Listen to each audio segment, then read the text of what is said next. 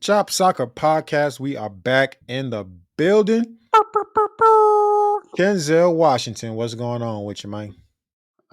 Feel good, look good. Can't complain. How you doing, big boy? I'm here. I'm here. It's getting cold. I don't like it, but seasons change Mm, and things rearrange. It is what it is, but I don't like the cold, man. I don't. I don't necessarily mind the cold when it's been cold. I Mm-hmm. don't like the cold transition, Mm. like especially like when you get like second summer or whatever, and then it gets cold. Like Chicago had a pretty long second summer this year. hmm And it just messed everything up because, you're like, "Oh, it's warm again. Like, I don't need my bags or anything like that." And then, mm-mm. Yeah. Whop, whop. It'll get you. Yep. Wop, wop, wop, wop, wop. We got some interesting soccer things to discuss this week. Some news came out of MLS that is pretty exciting, depending on your perspective. It's exciting. It's Mm. depressing. I don't know. We'll discover that as we move along. But I first want to say we're back. This is our second week after our little hiatus. Ken was moving, bought a house, had to get situated. We are here. We're getting to it. Videos are back. Videos are back. Yeah, we're gonna try to crank up. Now that I'm back situated and comfortable, and we both look good again. You know, I'm gonna try to, start cranking out little videos for us. Light work. We ain't gonna go try to get super professional on them, Yeah. but we do numbers on YouTube. Like low key, we got a little YouTube following. Little shum, little shum shum. Like we ain't the Bronco to nobody, but big shout out to Yo, the that's my Bronco. guy. Yeah, Listen, I just want to, for the record, and the record is still there. When did we tell these niggas that he was the guy? early. Y'all ain't never heard of Bronco, and now he's on 41 Mag. I met him. He came here, stayed with me when he was doing the MLS tour, like the whole time. I told y'all, man. It's like he was young. He's excited about the game. He's authentic, authentic. Like you could tell he lived this shit for real. He ain't just talking about it because he know he can get a dollar off it. Bro, I love Bronco. Support him. Wish him all the best. It was so exciting for me to see him in that light. Like he's been huge to me. I ain't care what the rest of the soccer world thinks. Like he is the singular guy for me when it comes to this soccer shit, man. He's what I've been waiting for, man. What I've been waiting for. Amazing to see him doing well.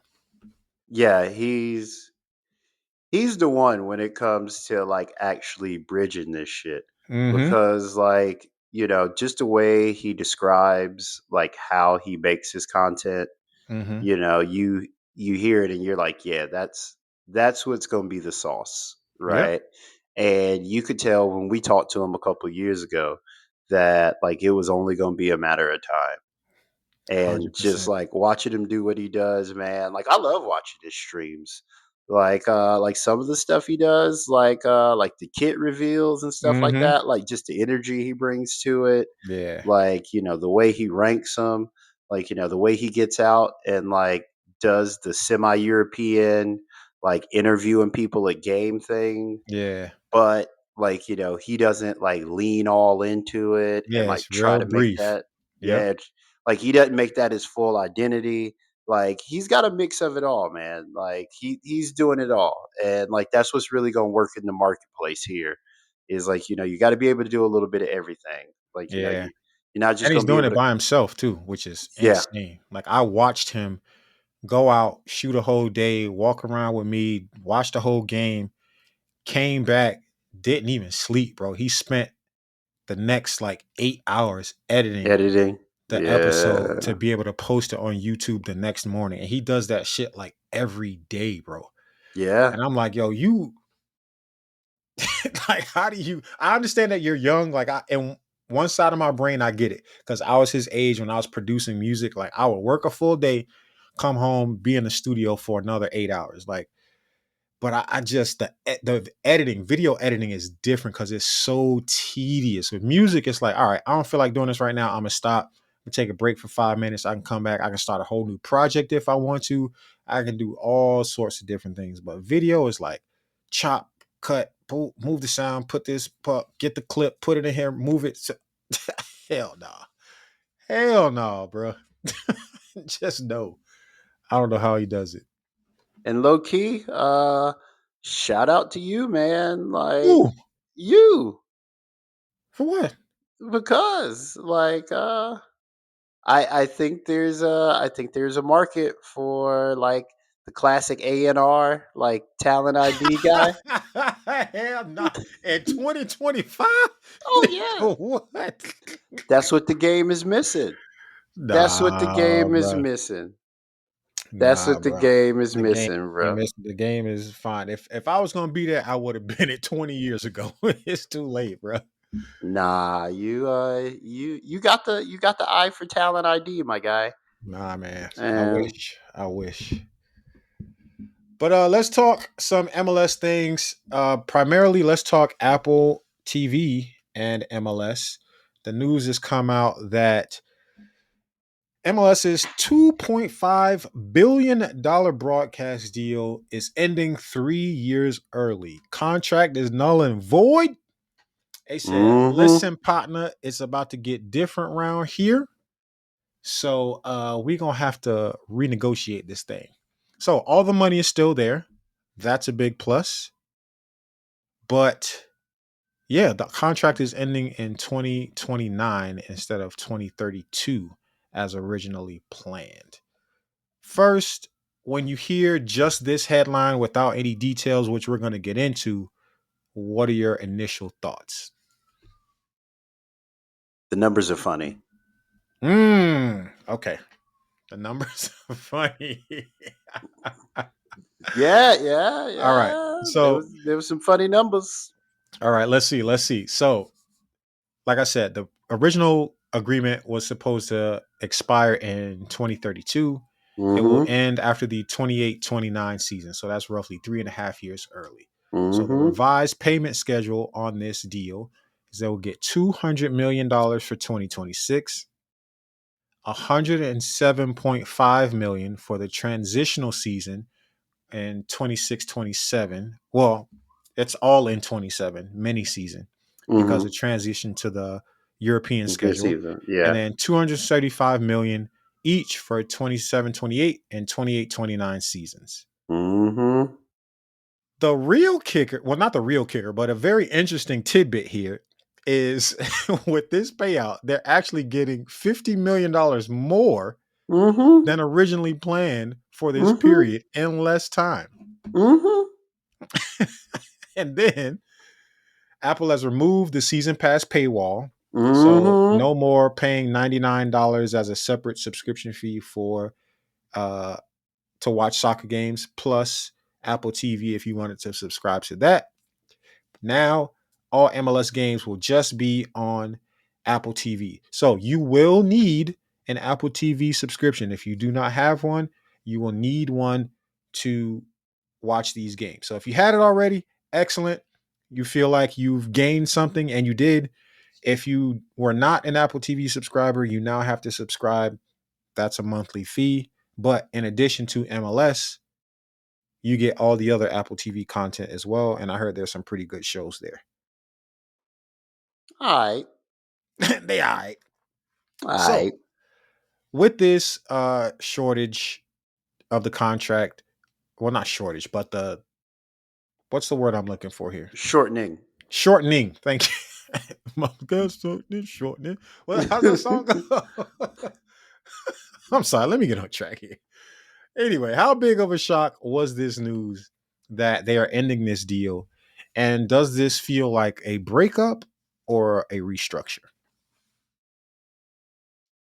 So I think it depends on whether you're happy or sad about this, which we'll get into a little later, Mhm. right? So like, we'll do like best case, worst case scenario a little later.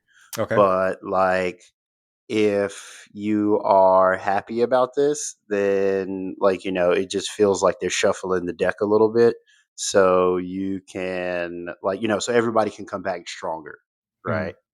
But I think that if you were, like, pessimistic, or like a little, like, thinking that the numbers was funny, like, I don't know where this finger's coming from. But, like, if you thought the numbers was funny to begin with, like, this is one of those things where, like, this makes sense. They saw a chance. Apple saw a chance to get out from this deal, and because they've already, like, basically, like, in an accounting way, like, accounted for all this money, they were like, "Look, y'all can keep the money. Like, y'all just need to get off the platform." Like,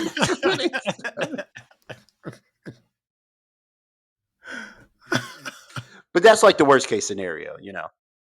uh, I think I was kind of shocked, but I wasn't really shocked because, like, Apple's been making a lot of moves to get other, like, sports entities. I think we'll get into that a little later too, like the other people that they pulled in, to show on Apple TV.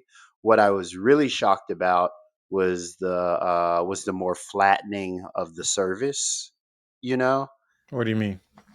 so, like, Apple traditionally, like, the way they've made their money is like add-ons and, like, extra subscription packages. I Mm-hmm. think the real kicker here, for the next couple of years, is gonna be that if you just have regular ass Apple TV, like, that means you can watch the MLS, you know? Like, that flattening of that service puts them in line with basically all the other streaming platforms, Mm-hmm. Mm-hmm. right? Because, like, if you're gonna watch the Premier League on Peacock, you don't need an extra subscription. If you're gonna watch, like, Champions League and NWSL, you don't need an extra subscription for Paramount Plus. Like, the same thing with, like, La Liga, Bundesliga, ESPN Plus, blah, blah, blah, blah, blah, blah. That's just kind of the industry standard. So it didn't really shock me that, like, the Apple MLS deal was ending early. The shocker to me was that they're, like, flattening the service like that, getting rid of, like, season pass or whatever. Because to me, that signals that, like, that's what they learned, Mm-hmm. So right? let's look at on that note, let's look at some of the motivations from both sides of this, right? You have Apple who had conversation with MLS and said, "Hey, we want to be the premier destination for MLS fans to come and watch MLS content.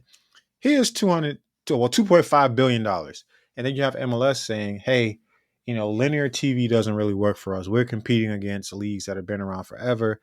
It's really difficult for us to get, numbers that can help us sustain and grow our league. How do we make something special for both of us?" Right. So, Apple possible reasons we have: wanted MLS games to be easier to access. Removing a paywall suggests a slow subscription uptake. MLS Season Pass didn't generate proven viewership, which may or may not be true. They kept the numbers opaque, so we don't know. Apple is experimenting with live sports, MLB F1 deals starting in 2025, and then retaining flexibility. It can now renegotiate or walk away sooner. MLS's possible reasons: wanted to test the open market for after the 2026 World Cup boost, needs traditional broadcasters to take MLS seriously. New winter calendar could appeal to broadcasters like Fox, ESPN, CBS, and Amazon, and faster integration into global transfer windows and schedule alignment. So, do you think this deal was more beneficial to MLS or to Apple to end it early? I think this is one of the things where it moved so fast. Like, because there was, like, no rumblings that this is gonna happen. Normally, Mm-hmm. you, like, hear, like, "Oh, like, Apple and MLS are thinking, like, that they're gonna split up the partnership or whatever." And, from the outside, everybody looked like they were happy, to keep it the way it is. So I think this is actually a win-win for both sides, right? Mm-hmm.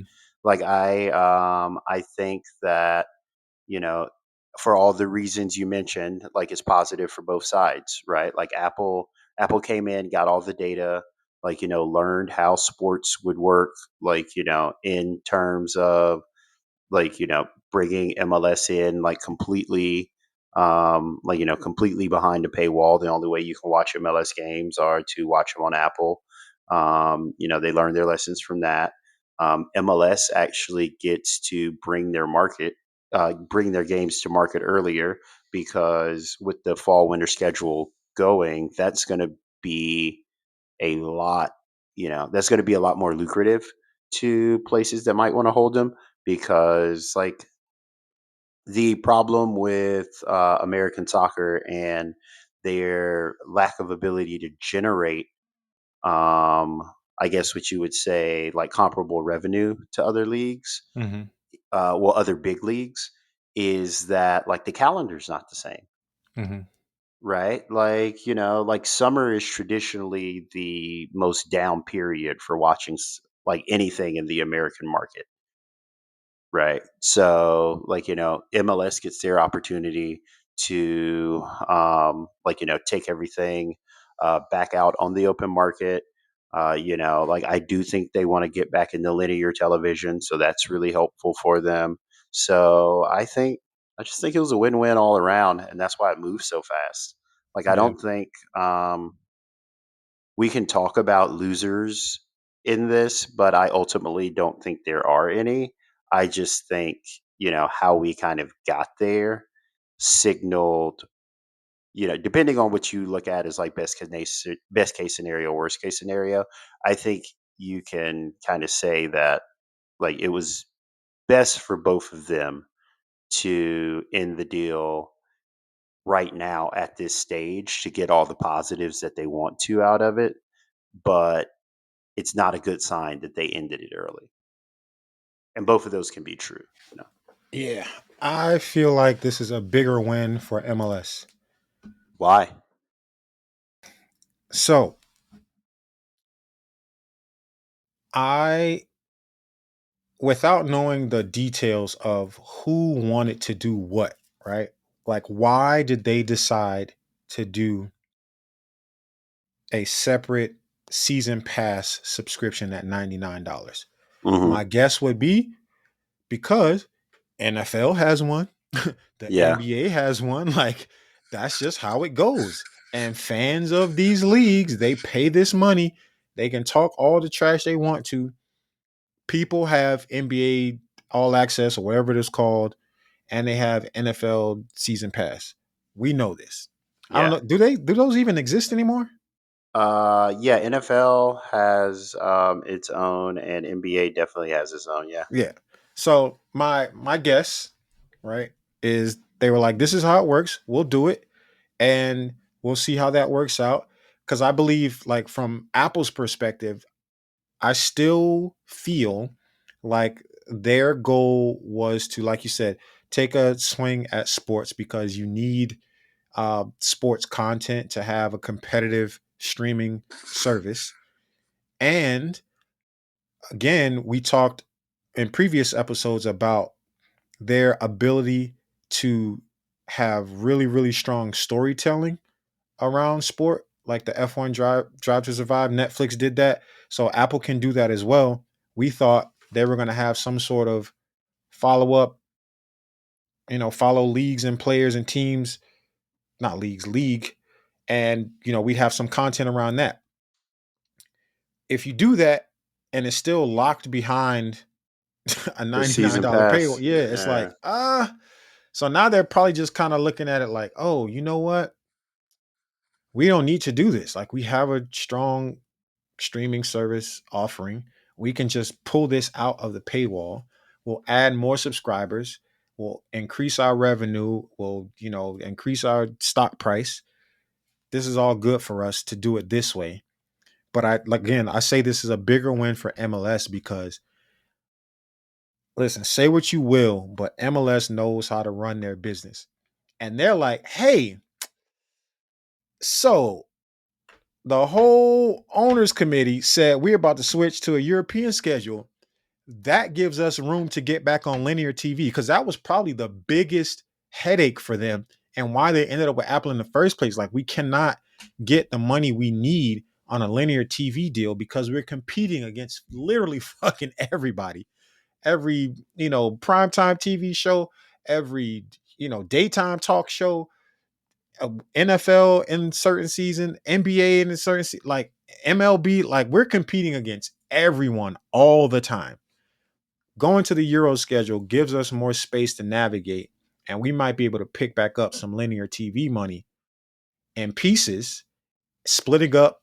You can watch on this network on this day, on this network on another day, and we don't have to end the Apple relationship. We can keep this relationship and still do, like I said, the original content, storytelling around teams and players. We can do all these things, have this money coming in from everywhere, plus 2026 World Cup. You're going to get that boost. Everybody wants to know what's going on in the domestic league. We just saw this just happen in a damn, was that a friendly where Mm-hmm. USA just kicked the shit out of, what was it, Uruguay, or Yeah, Uruguay. Yeah. beat the brakes off their ass 5-1. And Mm-hmm. everybody's like, yo, those are all MLS players? Yes. Yes, they are. So, all of this type of stuff brewing right now, heading into the World Cup. And MLS is like, oh, this is an incredible opportunity. Now we got the schedule change. We can make this so much more. We can gain so much more exposure. Plus the built-in fan base that you already have of regular Apple TV Plus subscribers. Was it, 30, 40, 50 million, something like that? I don't even know. But it's a lot of goddamn people. So this is a bigger win for MLS for me because Apple TV, that Apple has more money than is necessary for anything at all on earth. So it doesn't even matter to them in that way. um, MLS, this matters a lot where you're able to be seen, how many people can get easy access to your product and learn more about what you're doing. This is a huge, huge, huge win for MLS. Yeah, I think. And they keep all the money. Yeah, yeah, I think to me that's the biggest win is that they keep all the money, and Right. then like number two is that like they're free to get back on linear because not being on linear TV was kicking their ass, my boy. Hmm. Like it was tough, and I think I realistically think that this is kind of like the overture towards like MLS heading back to like either ESPN or like Fox for some of their linear stuff Hmm. because that's kind of where, the home would be, you know? Like ESPN Saturday nights don't really have great ESPN Saturday Sunday nights don't really have great sports rights, right? Hmm. So like Sunday night football, that's NBC, right? Like you'll get a couple games of the week on ESPN if it's in like conference, Hmm. right? Like, like later in the college football season when you get like strong SEC play or like, strong is the Big 10 on I think the Big 10 might be on ESPN too. But like, once you get later in the year on some of those, like, yeah, then you'll get some games. But like for the most part, like especially during the spring, ESPN doesn't have a lot of weekend offerings, my boy. So like, you get the second half of the MLS like spring calendar heading into the playoffs on linear TV, like, basically after pro football ends in Hmm. February. Oof, sheesh. Cleanup Like, time. yeah, that's the calendar you want to. That's the part of the calendar you want to hit. Hmm. Because that goes into all the other European leagues, like doing their thing, and like the only way that was going to happen is if they went to the fall winter schedule, and Yeah. once they did that, like those kind of periods there are like wide open, Yeah. right? The beautiful thing about it though is they have done a phenomenal job as a league of not just doing things, but doing them at the right time. Because Mhm. now, you know, they went 2 years, what was it, 2 years ago now? 3 years ago? They went and got the biggest player in the world in Messi. Mhm. And once you do that, that says to everyone, we in this hole, bro. Like we got the biggest. Like call him, washed up. Call this a retirement league when Messi is coming here, can still contributing at a high level. He could have been anywhere in the world on any first team you can think of, and he's Mhm. here. And that is now the signal like, hey, this is serious. We're the real deal. We need to be competing for not just Messi, but you know, other top 100 players in the world because this is a great place to be for a number of reasons. Yes, you're always going to have yes, this is not the most dominant or whatever, the most competitive league as compared to the other top 5. But you can still come here, play extremely competitive soccer, take take advantage of these tax incentives over here and save yourself, a lot of money. Uh, if you want to play your capitalist angle.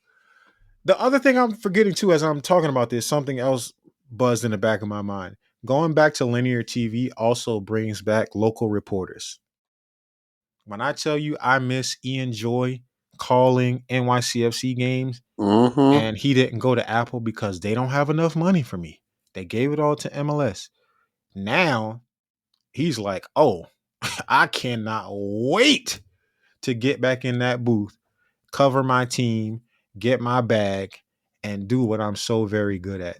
Mhm. That is something that was painfully missing from Apple TV's coverage. Yeah. I cannot stand that. You know what? Let me shut up.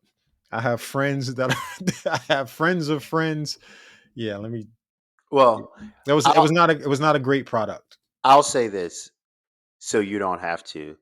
That that whole virtual calling of soccer games from like watching them on TV and then like not being live, like that was not it. Like that was not it. Like, and I'm really happy that like at least with linear, they're gonna have to start putting people back, Hmm. like at least at some point into the stadiums to call these games. Yeah.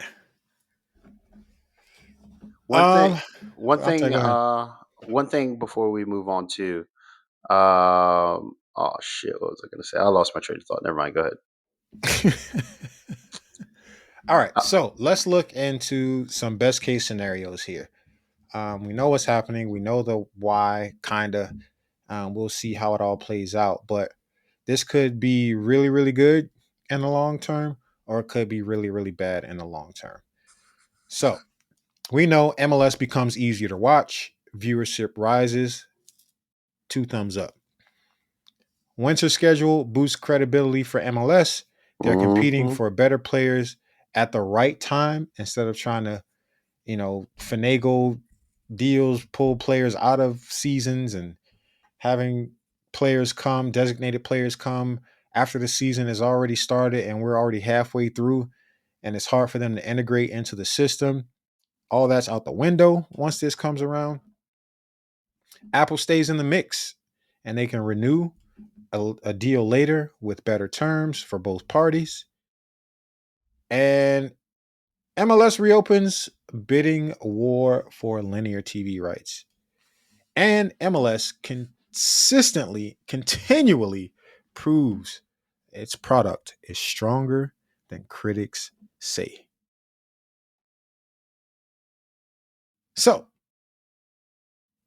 who you think is going to bid the most for MLS as they go back to linear? Should they go back to linear? ESPN. Next question. Well, what Mmm. about you? What about you? If we're playing best case scenario, ESPN. I'm throwing Paramount. Oh, and then like CBS evenings or And whatever. then you get MLS and NWSL. Yeah, Yeah. yeah, I could see that. They are the soccer guys. They got Champions Champions League. League. I think they want their name in the hat. It's an American company. They said we Yeah, want our domestic product here. We want to be the singular destination for the domestic soccer. I think they make a really big splash for it. But that's just me. We don't know. We'll see. yeah. I think ESPN's going to go with it because the mouse already has USL. So like, they could just wrap up all men's soccer because they do all the college soccer too, all the women's soccer. So, like, I wouldn't be surprised if the mouse makes a play for MLS and then also makes a play for NWSL, like full rights at some point, because you can watch some NWSL games on ESPN right now, but then just totally, like, lock down all American rights for like Yeah. American soccer. You Minus just ESPN. reminded me of something too. What's up? So USL is in the mix. No, they're not. Well, they're not, but this is going to be really interesting. I agree that they're not, right? I like the product. I think they have some sound business people shepherding the league along. However, this just made a really, really big separate. I mean, it was already a big separation, but this makes it even wider with MLS going to the Euro calendar, getting back on linear TV, and USL is still in the old MLS schedule. So they'll be playing through the summer. Now, it puts them separate of each other, which is good, but it puts them separate of each other. And you really start to see as like MLS, handles their business, starts bringing over bigger, better players.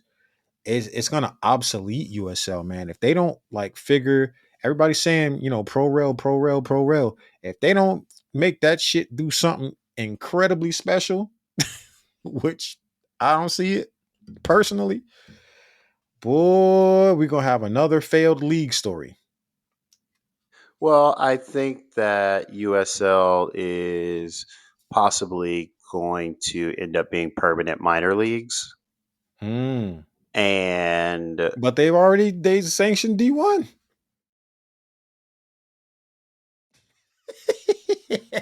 He said, "What the fuck is you talking about?" Listen, I'm just saying what they said, man. That's what they told me. That's what the soccer purists told me I need to care about. They said Pro Rail is going to be better than MLS. And goddamn it, I'm an idiot for following MLS. I am I'm the devil for following MLS. They hate my league. They hate me for liking MLS. It's gonna be great, bro. well, USL had a problem. And Pro Rail was the only solution to that problem. And whenever you have a problem and Pro Rail is the only solution to your problem, like you struggling. And I mean, I don't Pro Rail's gonna be good for a lot of different people. Like big shout out to Edgewater Castle here in the city of Chicago. They qualify for USL now. That Which division? championship, I believe. Mm-hmm. Because it's legal. It's league. No, no, That's no. It's championship, League One, League Two, right? I think so. Yeah, League Two is the low one. Championship is one, League One, then League Two. I think they're in USL League Two, and then then their women's team is in USLW. So, I mean, being an independent team and just being able to register for USL now, because like with no like franchise fees, all that other stuff, because they moved to Pro Rail, like I think that's going to be really helpful. And I think really what USL is trying to do is use their cachet and use kind of like the strength of the numbers they've created to kind of like build the NISA platform again, except like, you Fool know, me once. like first, second, third division. Nisa, boy, they had me in a fucking trick bag.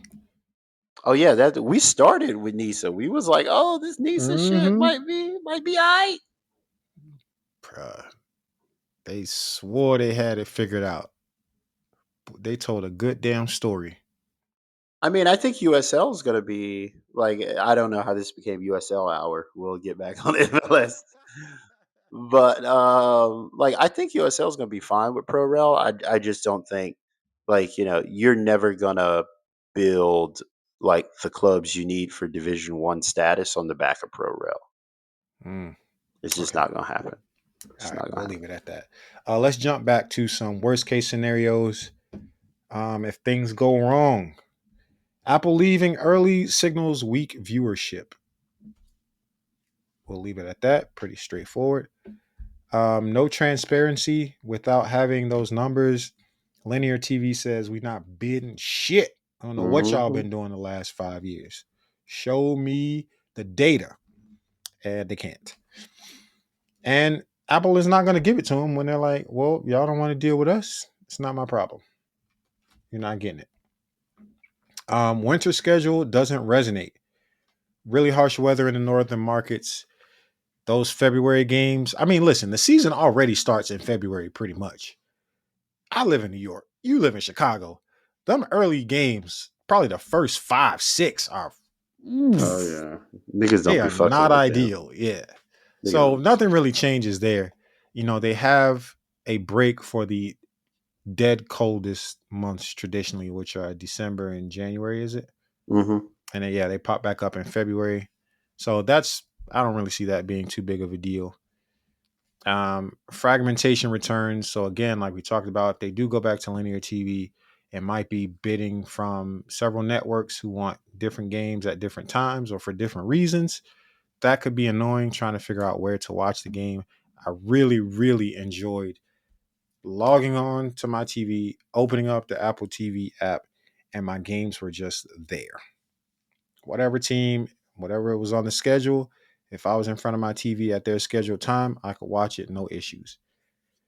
Apple could say, you know what, we don't even really want to do soccer like that anymore. MLB makes us way more money. F1 makes us way more money. Potentially, those two types of fans better aligned with Apple's preferred customer anyway. And yeah, does MLS need a tech partner like Apple to stay relevant? Can they go back to linear, use the World Cup boost, use their new competitiveness in the global market for players at the right time? Can they just take that and run it up and improve the visibility and demand for their product in that way? Or do they need some technical innovation, some streaming offerings, some, exclusive content offerings? Or is it all a part of a big soccer soup bowl? It all has to be in there anyway. I think they definitely need a partner like Apple or like some type of main partner to drive the subscription. They just won't they just won't have the eyeballs to drive linear like television as their base case. Like, the NFL is probably the only like league in America that can base case their TV deal off of linear and then like accentuate it with streaming. Almost everyone else, even the NBA to this point, is having to look at, where do I put games where people can watch them on streaming and then accentuate that package with linear. So it totally makes sense that MLS would need a tech partner like that, or like at least a tech platform like that, whether it's like Paramount, ESPN Plus, like Apple, like NBC, Universal with Peacock or whatever. Um, I think that the worst, absolute worst case scenario is that MLS actually moves away from Apple. I think having MLS on Apple and Apple being a native like company, like a Native American company that it is in terms of like how it positions itself and how you get access to it is really what drives the success of MLS on um like the streaming platforms, right? Because like, let's just say they went to ESPN and ESPN became their main partner, right? Like ESPN has like ESPN Deportes, like ESPN Europe, like, ESPN all over the world, right? Paramount Plus is a bit of the same, is a bit like Apple, but it doesn't have like kind of the following that Apple does, right? Like, I mean, like they probably have more subscribers, but like, if you have Apple TV, it's because you have like an iPhone or a MacBook, right? Like, um, so I think that it works better for that, especially with like the explosion of Ted Lasso on Apple, where they have a soccer story that doesn't necessarily have to tie into the European story, and that works really well for MLS because MLS will never have a tie to the European market. Right, like we might get players from the European market, people might come from here to there, but like MLS will never participate in Champions League, but because that's like a UEFA thing, right? Like MLS will never like be considered the best league in the world because like it's just like it's a single league and it's a single ownership like structure, right? So I think the worst case scenario is MLS actually leaving Apple. I don't think fragmentation is that bad, Mhm. because they're going to have to fragment on linear anyway. But like MLS leaving Apple or Apple leaving MLS rather, is probably going to set MLS back a lot further than any of these other worst case scenarios. That sucks, but I think they'll be fine. I think they will be fine. You know what? You just you made me think of something. What if Ted Lasso comes back? He finally gets to go home, and then he's in MLS. Yeah, I mean, I could see it. I could see like some type of crossover storyline like that. I could see the storytelling of Apple, like just with MLS being more freed up in terms of not being behind a season pass paywall. I can see like the little MLS show that they were going to do, like actually catching on a little bit because I believe that show hit Apple TV, but nobody really cared about it because you couldn't watch season pass, right? So I think Apple's really positioned to take advantage of this.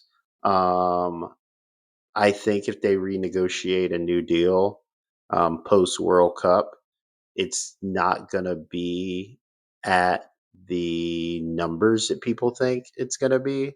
I think Apple really paid for MLS, basically do like a giant harvesting mission, because they had Apple already had MLB, but it wasn't exclusive. So I think they were like, "Hey, we'll just give the MLS $1 billion over 10 years to do exclusive rights." Yeah, you gotta have exclusive content. That's Yeah, why will we choose your service? yeah, and then you figure it out. right? Like, you put it behind the paywall. I'm pretty sure they recouped enough money from behind the paywall, to be like, all right, you know, this is okay. Like if you sell a couple thousand season passes, like let's say you sell 100,000 season passes at $100, right? Like, it doesn't seem like a lot of money, but that's probably close to what, like tens of billions of dollars. Like, you can just, that's nothing to sneeze at with all the data you've accumulated. Like, that's just now just like constantly flowing through your system. And it's giving you the ability to go out and acquire like F1 and things like that. And you're making billions of dollars a year anyway. Like, it was decent. It was a decent run. Um, this is it's not on the docket, but it's incredibly relevant to the discussion. Have you heard that MLS owners had a meeting to start the succession planning for Don Garber? Yeah, you gotta get Don Garber out of here, bro. What do you mean? I mean, he's not a wartime consigliere. Like he's done good, and like he's got you to World Cup, but like he's built it here, but like he's built it to this point. But coming out of this, you want a guy, especially if you're moving the fall winter calendar. Like you want a guy who understands like how that works, Hmm. right? Like your commissioner has to like be in tune, right? Because it's not about making like it's not about making money to survive now. Like Right. Don Garber was a good like commissioner, like in terms of being a businessman, Hmm. right? But you could tell that like even though the product in the league got better, the actual like deals they were making and the scheduling that they were doing was like it wasn't the best, you know. Like after Don Garber's gone, I foresee MLS moving away from like the single jersey unit and like slowly opening up. Like I think it'll forever be single entity, like a single entity structure, but I think it will be like a locked single entity structure where you possibly have something like a baseball hybrid.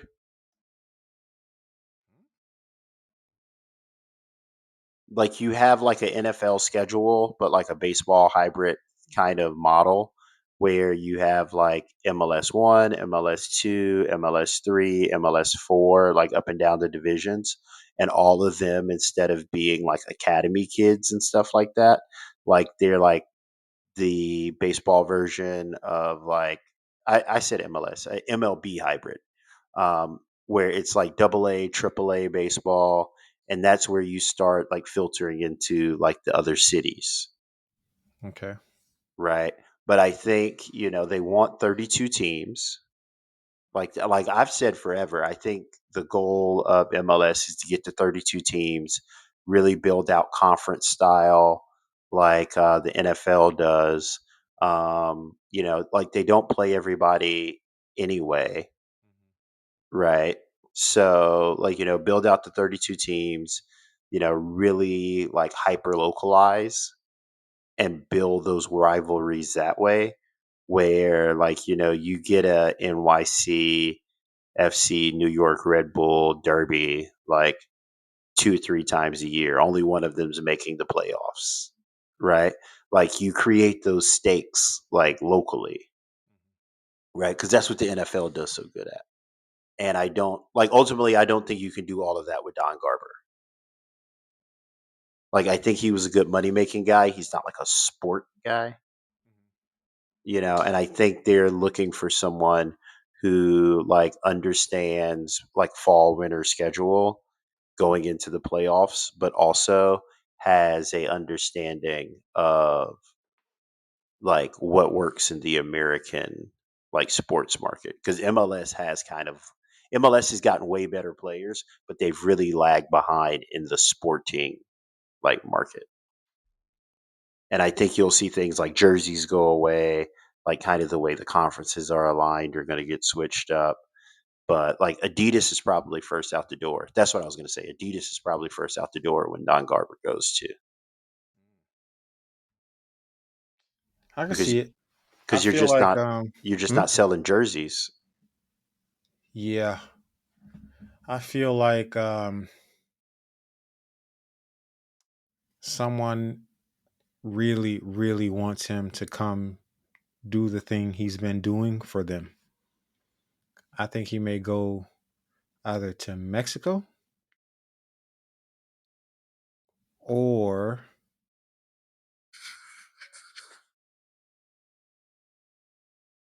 Canada. I mean, he'll always have a job.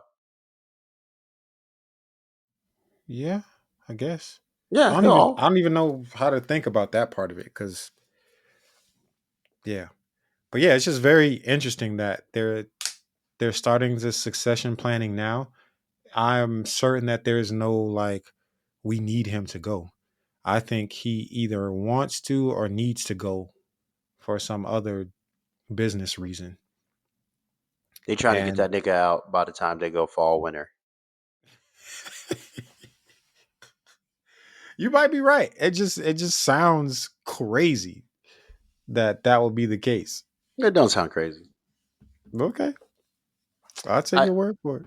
like. I mean, as much as we talk about how many players have come in to the MLS and like how good the quality is, like now in the MLS, like the field product is just not good.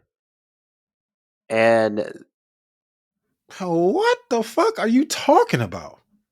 it's not good, bro. Like Okay, all right, man. Go ahead. I'll give you a prime example. I will give you a prime example, right? Take these playoff games, right? These playoff games were incredibly good for making money, right? Like the whole like what we talked about last week. In round one. Round 1, incredibly good for making money. Incredibly good for making money. Like you made the shit out of some money. But sporting wise, no commissioner that understood sports on like a fundamental level would do that. And now what MLS has gotten to is they've already gotten the bag. They got a couple $1 billion now. So now you gotta you got players coming in. Like now you gotta create an environment where like the games start to build momentum themselves, right? You've got to have an understanding of like the sport, right? Like there are no real stakes in MLS, right? And a businessman's not going to be able to like money up some stakes. Like you see what I'm saying? So like that's what I mean by like the on-field product is like severely lagging behind the players is because like a lot of these games don't carry any stakes. And like we can talk about, oh, MLS Cup this, MLS Cup that. Like, yeah, you win MLS Cup, you win. Like you win the Supporters Shield, you win it. But like you don't feel the gravity of like the game until like even with like decision day, right? Like it's like okay, like I fully expect like the playoffs to get a little tighter. Like I don't expect there to be 8 or 9 teams getting into the playoffs for much longer Mm-hmm. Mm-hmm. because someone who's like a sporting guy is going to be like regular season don't matter if like half the conference gets into the playoffs. Right? So that's what I mean. That's what I mean. I expect the Yeah. sporting guy to come in.